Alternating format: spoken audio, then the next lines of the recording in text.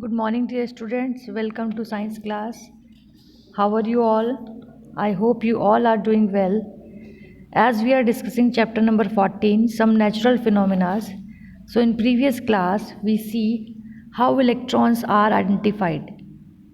So a simple device used to detect the presence of charge on an object is called the electroscope. Yes, electroscope we see in last class that detect the presence of charge.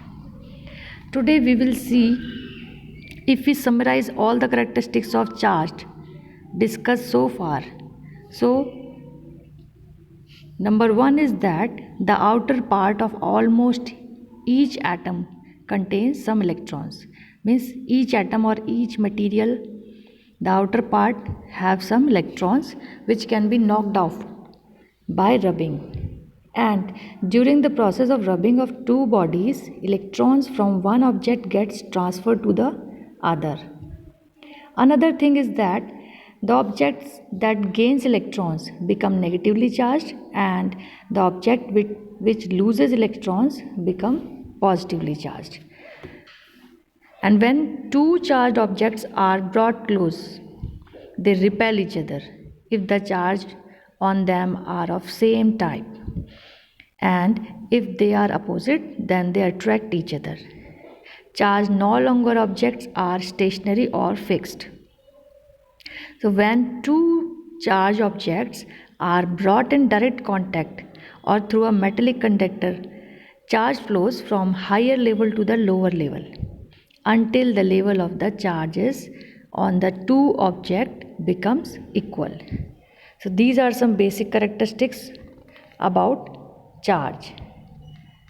And the important thing is that presence of charge can be detected with the help of a device that is called electroscope. Charge can flow through metallic conductor. Removing of charge. Removing of charge from a charged body with the help of conductor is called the discharging or earthing. So these are the main important things which we have discussed in previous class. Now we see how is lightning caused. What are the main cause of lightning? The cloud gets charged when water and ice particles move rapidly inside the clouds. So equal amount of positive and negative charge moving in a cloud. As the particles move, they become oppositely charged and separate. So due to some reason unknown till now, the positively charged particles move to the upper part and the cloud, and the negatively charged particles rest at the lower part of the cloud, and the negative particles at the bottom of the cloud grows bigger and bigger and get attracted towards the positive charge on the ground. So the positive charge on the surface get developed only due to the negative charge on the lower part of the cloud. So when attraction between the opposite charge becomes strong, electricity or electrons flows from the clouds to the ground. Though the